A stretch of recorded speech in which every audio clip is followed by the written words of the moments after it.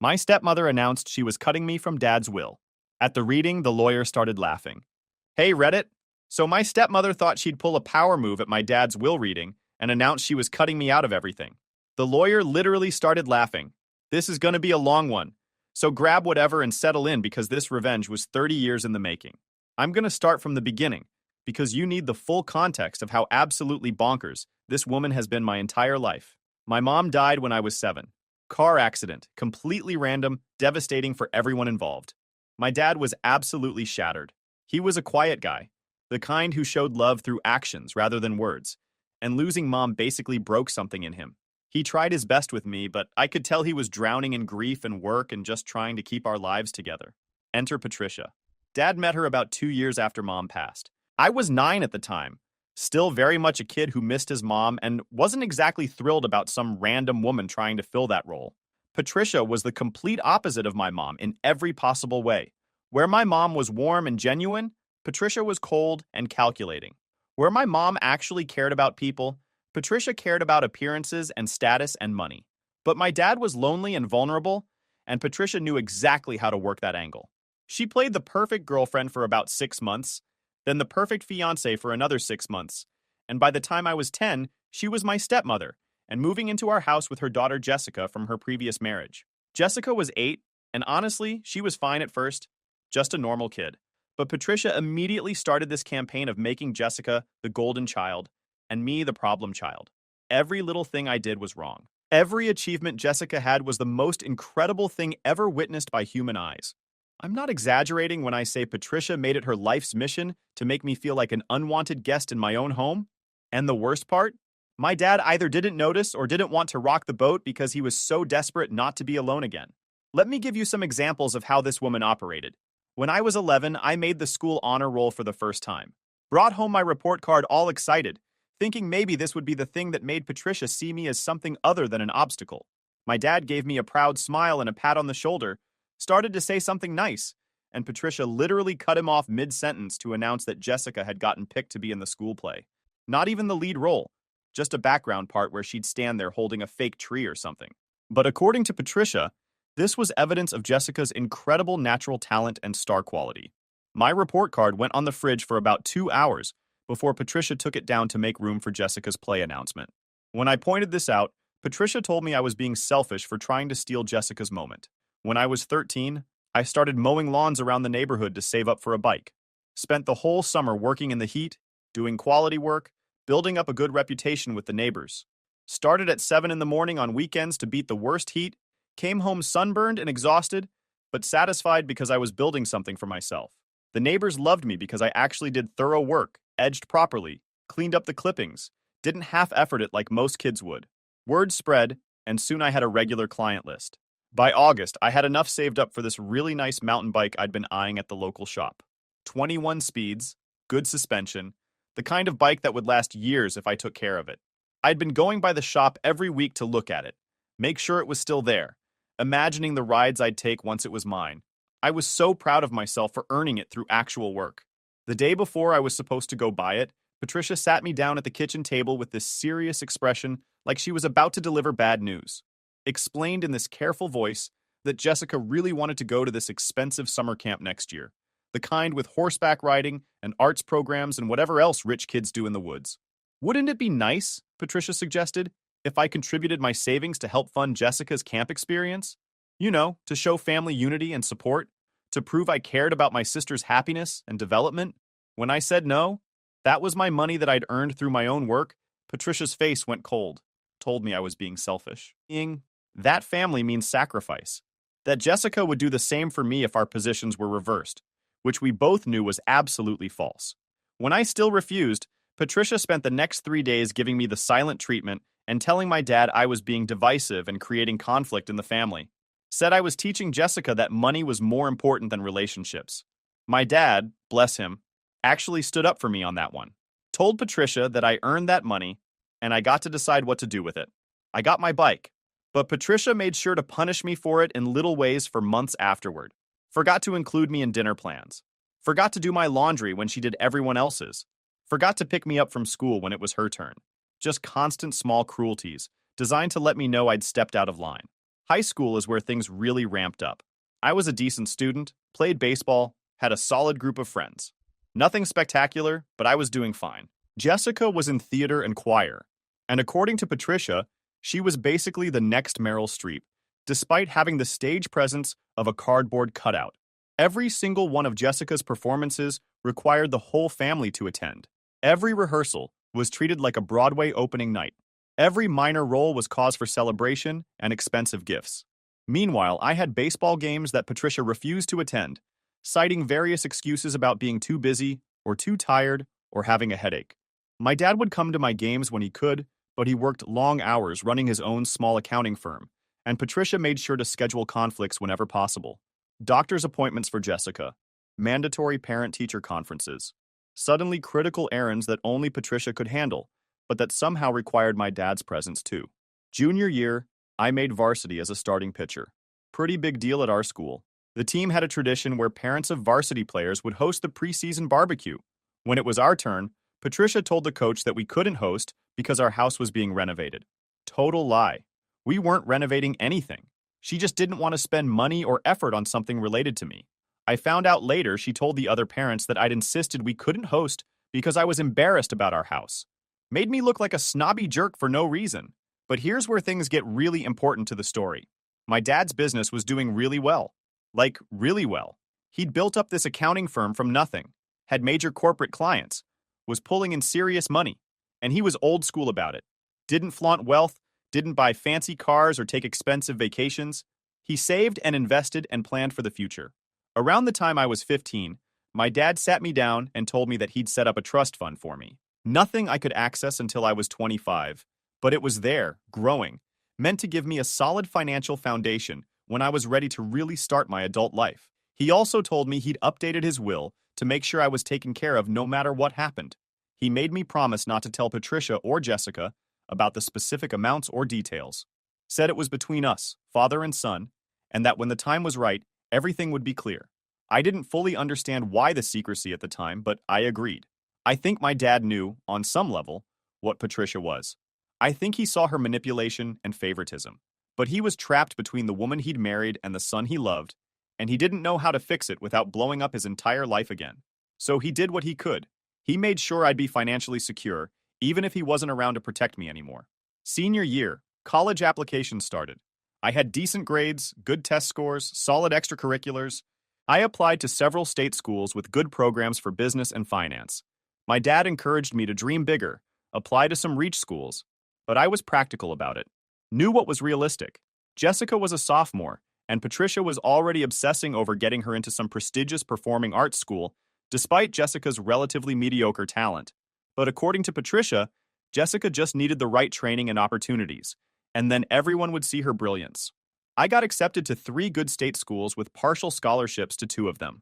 My dad was proud, gave me this whole speech about making good choices and working hard, and how he knew I'd do great things.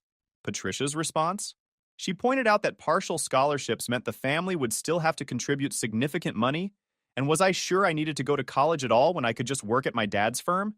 Yeah, she literally tried to talk me out of going to college so that more money would be available for Jessica's eventual private school dreams. My dad immediately shut that down, told Patricia that I was going to college, and that was final. But the fact that she'd even suggested it told me everything about how she viewed me. I wasn't family. I was a competitor for resources that should be going to her actual child. I picked a school about 4 hours away, close enough to visit if needed, far enough to get some actual distance from Patricia's constant negativity. Those 4 years of college were honestly some of the best of my life. I studied hard, made great friends, did internships, and most importantly, I wasn't living under Patricia's roof anymore. I'd call my dad every week. He'd tell me about work, about the house, ask about my classes and social life. Sometimes Patricia would get on the phone, and it was always this fake sweet voice asking generic questions, while clearly wanting to get off the call as fast as possible. Jessica never wanted to talk to me. We'd basically become strangers. After I graduated, I got a good job at a financial planning firm in the city where I went to school. Decided to stay there rather than move back home. My dad understood, even if he was disappointed. We'd still talk weekly, and I'd visit on major holidays, but I'd built a life that didn't include Patricia's toxicity, and I was happy. The next decade passed in kind of a blur. I advanced in my career, dated various women, but never found the right one. Bought a small condo, lived a quiet but comfortable life. My dad and I stayed close despite the distance. He'd drive up to visit me every few months. We'd grab dinner, catch up properly without Patricia hovering. During these visits, he'd sometimes hint that things weren't great at home. Never came out and said it directly, but I could read between the lines. Patricia had gotten more controlling over the years. Everything had to be her way. She'd taken over more and more of the household decisions, the finances, the social calendar. My dad had basically retreated into his work, letting her run everything else just to keep the peace. Jessica had gone to an expensive private college for theater, graduated with a basically useless degree, and was now living in New York trying to make it as an actress, which meant Patricia and my dad were still supporting her financially at age 26, because she couldn't book anything beyond unpaid student films and amateur theater productions. But according to Patricia, Jessica was on the verge of her big break and just needed a little more support.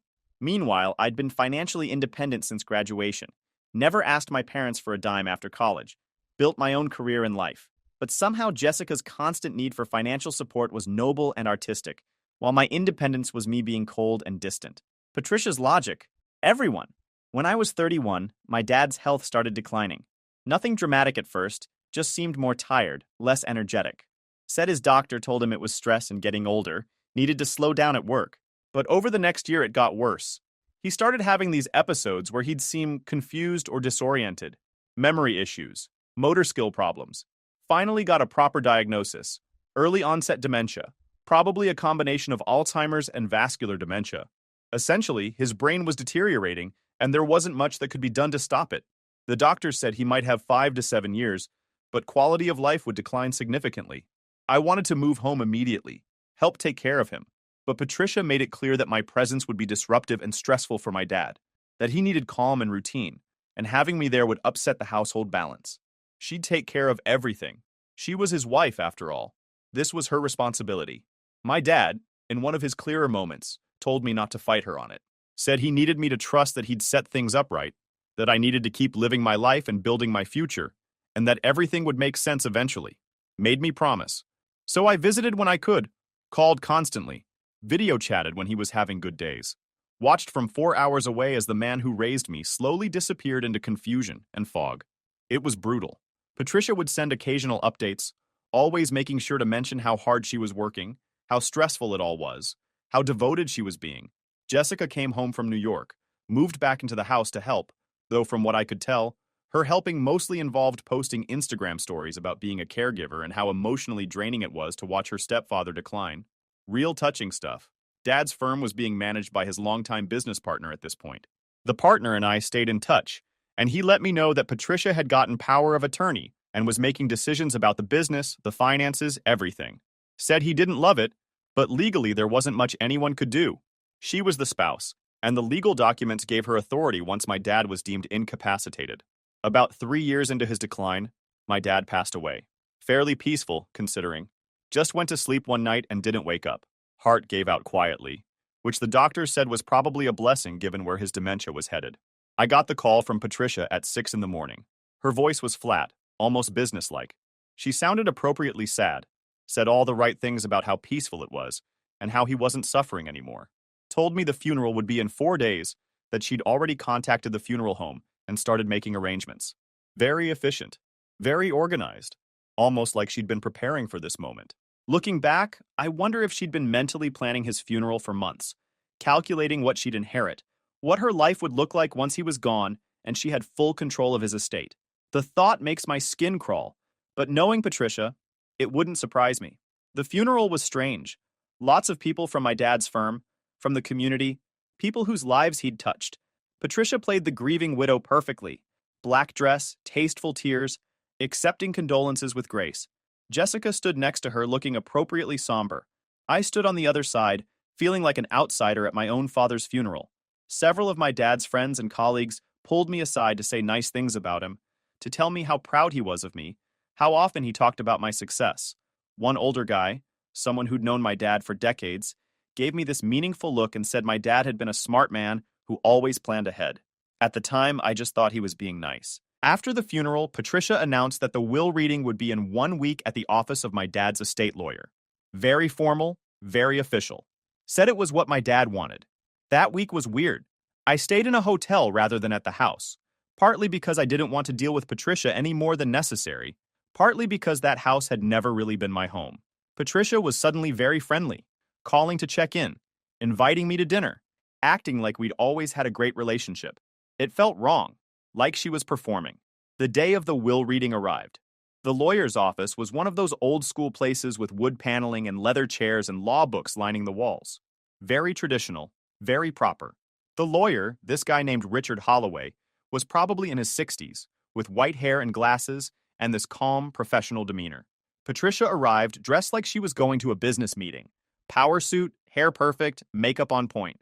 Jessica came with her, also dressed up. I showed up in slacks and a button-down, looking probably like I'd rather be literally anywhere else. We sat down in Richard's office, Patricia and Jessica on one side, me on the other. Richard had this thick folder in front of him, legal documents stacked neatly. He started with the standard legal language, reading from the documents, explaining the process. Very formal, very by the book. Got through the preliminary stuff about the estate, the assets, the various accounts and properties. Then he got to the specific bequests. Started with some smaller things. A donation to a local charity my dad had supported. Some money to his business partner, as thanks for years of friendship and professional collaboration. A few personal items to various relatives and friends. Then Richard paused, looked up at us, and said he'd now read the primary distributions, as outlined in the most recent version of the will, updated 3 months before my dad's capacity was legally compromised. Here's where it gets good. Patricia literally sat forward in her chair, this smile on her face like she was about to hear the best news of her life. Jessica mirrored her, both of them looking like sharks that had smelled blood in the water. Richard started reading. The house would go to Patricia, which made sense legally since she'd lived there, and it was the marital home. Some other assets, some accounts, division of property, all fairly standard stuff for a surviving spouse. Then he got to the business. My dad's accounting firm, which was worth a substantial amount. Richard read that the firm would be transferred to the existing business partner, with the stipulation that a significant portion of the sale proceeds would be placed in trust. Patricia's smile faltered a bit but held. She'd probably expected to get the firm outright, but the partner arrangement wasn't terrible for her. Then Richard got to the investment accounts. My dad had been a financial planner's dream client. Consistent savings, smart investments, decades of compound growth. We're talking substantial money here. Richard looked directly at me and read that the primary investment portfolio, worth approximately $2.7 million, would be transferred to me immediately upon settlement of the estate. I felt my stomach drop. That was way more than I'd expected. Way more than my dad had ever hinted at. I'd known about the trust from when I was a teenager, but I'd figured it was maybe a couple $100,000. Not life-changing money. Patricia's face went completely white, then red, then this mottled combination of both. But Richard wasn't done. He continued reading. There was a secondary portfolio, specifically designated for education and support, worth approximately $800,000. This portfolio had originally been earmarked for both children's benefit, but per the most recent update, it was now being distributed differently. Jessica would receive $50,000 as a one-time payment. The remaining $750,000 would be added to my inheritance. The silence in that office was deafening. Jessica looked like someone had slapped her. Patricia looked like she was about to have a stroke. I just sat there in shock, trying to process what I was hearing. Richard, professional as always, kept reading. There were stipulations, conditions, explanations in my dad's own words about why he'd structured things this way. That's when Patricia stood up, just shot to her feet like she'd been launched from a catapult, knocking her chair backward. Her face was purple now, veins standing out on her neck, hands shaking. She started yelling, actually screaming in this lawyer's office, saying this was impossible, that my dad had promised her everything would be taken care of, that Jessica deserved more, that I had manipulated a sick old man, that this will was clearly invalid because my dad wasn't in his right mind when he updated it. Richard, calm as could be, waited for her to run out of steam. Then he very carefully explained that the will had been updated 3 months before my dad was legally deemed incapacitated, that he'd been evaluated by 2 independent doctors who confirmed his mental competency at the time, and that every legal requirement had been meticulously followed. Patricia wasn't hearing it. She turned on me, started screaming about how I'd abandoned my father, how I'd barely visited, how I didn't deserve a single penny of his money. How dare I take what rightfully belonged to her and Jessica? How I was a selfish, ungrateful son who'd caused my father nothing but pain. Jessica joined in, tears streaming down her face, wailing about how unfair this was, how she'd given up her career to take care of him, how she'd sacrificed everything. I just sat there, didn't say a word, let them rant and scream and make complete fools of themselves in front of a lawyer who'd probably seen some drama in his day, but nothing quite like this. Finally, Richard held up his hand, asked Patricia and Jessica to please sit down. They didn't. Patricia actually grabbed the will from his desk, started reading through it herself like she'd find some loophole or error. That's when she found the letter. Tucked in the back of the will documents was a sealed envelope with my name on it, written in my dad's handwriting, labeled as supplementary context to the will. Patricia tried to open it. Richard very firmly told her that was a federal offense, that the letter was addressed to me and legally protected. She threw it at me instead, literally threw it across the desk like a frisbee. I picked it up, looked at Richard. He nodded, said I could open it now or in private, whatever I preferred. I opened it right there. Figured we'd come this far, might as well finish it. The letter was 3 pages, handwritten, dated from 3 months before my dad's decline really accelerated. His handwriting was shaky but legible, and just seeing it made my throat tight. He started by apologizing, said he knew he hadn't protected me the way he should have when I was growing up, that he'd let Patricia make me feel unwelcome in my own home, that he'd prioritized keeping the peace over standing up for his son, said it was his greatest regret. Then he explained. When he'd married Patricia, he'd kept his finances somewhat separate, maintained certain accounts in only his name, partially because he'd learned some hard lessons from his first marriage about financial planning, partially because something in his gut told him to protect what he'd built. Over the years, he'd watched Patricia's true nature reveal itself, the way she treated me versus Jessica, the way she spent money and demanded things and played the victim whenever she didn't get her way, how she'd tried to isolate him from his friends, control his decisions, manipulate situations to benefit herself and Jessica. He'd realized years ago that Patricia had married him for financial security and status, not love, that she'd seen a widower with a successful business and a young son as an opportunity, not a family. But he'd also realized he was trapped. If he divorced her, she'd get half of everything in the state we lived in. She'd make it ugly and expensive and drag it out. And more importantly, he was getting older, his health was starting to decline, and he didn't want to spend his remaining years in bitter legal battles. So he'd done the next best thing. He'd meticulously structured his finances and his will to ensure that Patricia would get enough to survive comfortably, but not enough to maintain the lifestyle she'd grown accustomed to at his expense. The house, some accounts, enough to live on. But the real wealth, the investments and business proceeds, those would go to me. Jessica's reduced inheritance was because my dad had been supporting her financially for nearly a decade after college, paying her rent and expenses and acting classes and headshots, and basically funding her entire unemployed actress lifestyle. He'd calculated that he'd already given her over $200,000 in support during that time. The $50,000 in the will was her final payment. After that, she was on her own. The letter went on. Said he'd known Patricia would react badly, that she'd probably try to contest the will or make accusations. That's why he'd been so careful about the documentation, the competency evaluations, the timeline. He'd built a legal fortress around his final wishes because he knew Patricia would try to tear it down. He finished by telling me he loved me, that he was proud of the man I'd become, that I'd succeeded despite Patricia's interference rather than because of any help from her. Said I'd earned this inheritance not just through genetics, but through character, through independence, through building a life that didn't rely on anyone else's money or approval. The last line got me. He wrote, "You're a better man than I was, son. You got out. I should have too. Make good use of this, and live the life I was too afraid to choose." I looked up from the letter. My eyes were wet, but I wasn't crying. I was just overwhelmed by this final gift from my dad. Not just the money, but the acknowledgement, the apology, the explanation. Patricia had been reading over my shoulder somehow. I don't know when she'd moved, but she'd seen at least some of it. Her face had gone from red to this grayish color. She opened her mouth. And this is where we get to the moment that makes this whole story worth telling. Patricia, standing there in this lawyer's office, pulled herself up to her full height and announced in this formal, imperious voice, "This will was clearly written under duress, and I'm exercising my rights as surviving spouse to contest it. Furthermore, as primary caregiver during his final years, I'm claiming that I'm entitled to the full estate. And finally, I'm officially informing everyone present that I am cutting this ungrateful, manipulative man from any inheritance whatsoever." He gets nothing. There was a beat of silence. And then Richard Holloway started laughing. Not a chuckle, not a polite cough. Full on, head back, belly laughing. This dignified, professional lawyer in his wood-paneled office just lost it completely. Patricia looked like she'd been slapped. What is so funny? Richard composed himself, wiped his eyes.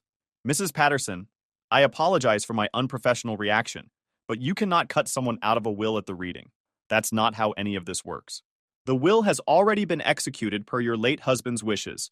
You have no legal authority to change its terms retroactively. What you just announced is the legal equivalent of declaring yourself Queen of England. Meaningless. Patricia's face went through about 15 different expressions in 3 seconds. Richard continued, still smiling. Furthermore, contesting this will would require you to prove either undue influence, lack of mental capacity, or procedural irregularities. Your late husband was evaluated by 2 independent psychiatrists who confirmed his competency. The will was witnessed by 3 unrelated parties. Every legal requirement was exceeded. You're welcome to waste money on lawyers who will tell you the same thing I'm telling you now, but I can guarantee you will lose, and likely be required to pay court costs and possibly sanctions for filing a frivolous contest. He picked up another document from his stack. Additionally, your husband anticipated this reaction. There's a no contest clause in the will. If you attempt to contest it and lose, which you will, you forfeit even the inheritance you were granted. The house, the accounts, all of it would be liquidated and added to the charitable donations. You'd get nothing. Patricia opened her mouth, closed it, opened it again. No sound came out. Richard wasn't finished. As for your claim as primary caregiver, I have here documentation showing that your late husband's care was primarily provided by professional nursing staff that he paid for through his health insurance and personal funds. Your role as caregiver is noted in the will as appreciated, but not considered legal grounds for altering the inheritance distribution. Jessica had sat back down at some point, head in her hands. Patricia was still standing, but swaying slightly like she might pass out. Richard looked at me. Mr. Patterson, your inheritance is clear and legally sound. The estate will be settled within 60 to 90 days. I'll need to schedule a meeting to go over the details of the accounts, the trust structure, and the transfer process. Whenever you're ready. I nodded, still processing everything. Patricia finally found her voice. It came out as this strangled whisper. He promised. He promised me we'd be taken care of. Richard's expression softened slightly. And you are being taken care of, Mrs. Patterson. You're receiving the marital home free and clear, approximately $400,000 in various accounts, and a monthly distribution from a separate fund your husband set up that will provide you with $3,500 for the rest of your life. That's more than many widows receive, and more than sufficient for a comfortable lifestyle. That's not nearly enough, Patricia said. The house has a mortgage. There are expenses. Jessica needs support while she establishes her career. The house mortgage will be paid off as part of the estate settlement, Richard said. And Jessica is 32 years old with a college degree. Your late husband felt she'd received adequate support to establish her independence. The full reality was hitting Patricia now. She wasn't getting the millions she'd probably assumed would be hers. She was getting enough to survive, but not enough to maintain the lifestyle she'd grown accustomed to. No more funding Jessica's acting dreams indefinitely. No more pretending to be wealthier than she was. No more looking down on everyone else from her perch as the wife of a successful businessman. She'd spent 3 decades being terrible to me, treating me like an inconvenient obligation, making my childhood and teenage years miserable, and my dad had been watching it all, taking notes, planning his revenge from beyond the grave. And the best part? It was all perfectly legal. Airtight. She couldn't do anything about it except accept reality. Patricia grabbed Jessica's arm. We're leaving. I'm calling our own lawyer. This isn't over. Richard, back to being professionally calm, said, You're welcome to seek legal counsel, Mrs. Patterson. I'll have my office send you copies of all relevant documents. Have a good day. They left. Patricia practically dragged Jessica out of there, both of them looking like their entire world had just collapsed, which, in a way, it had. I sat there in silence for a minute after they left. Richard waited patiently. Did you know? I finally asked. When you started reading, did you know she'd react like that? Richard smiled. Your father and I met several times during the will preparation. He knew exactly how his wife would react. In fact, he predicted her response almost word for word. The no contest clause was his idea. He wanted to ensure she couldn't use anger and lawyers to undo his final wishes. The competency evaluations? Also his idea. He insisted on being over-evaluated, wanted the documentation to be undeniable.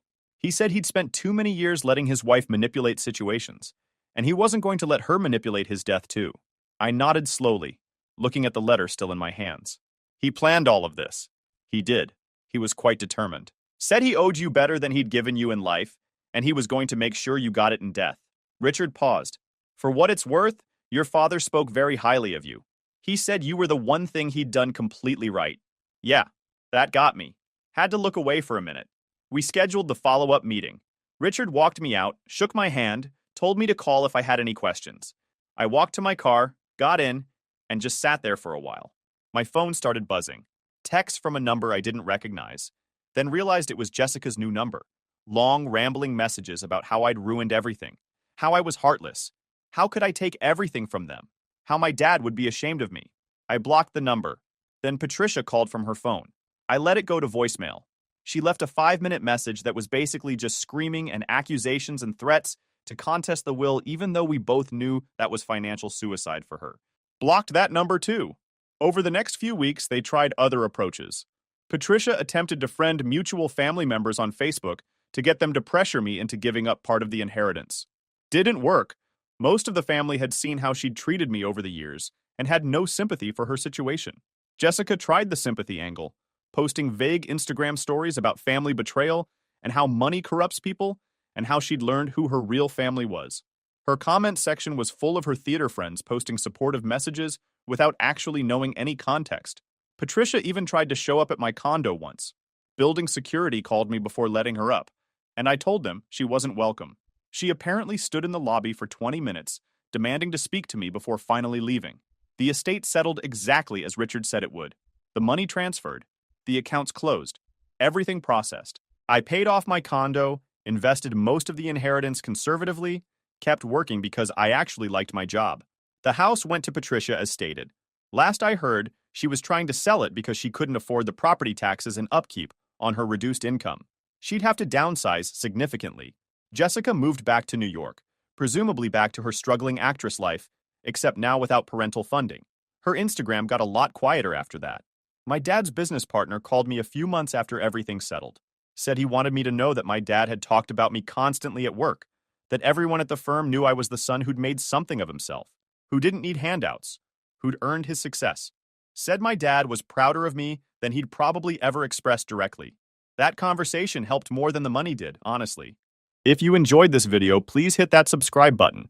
It really helps the channel and help us bring you more and better stories. Thanks.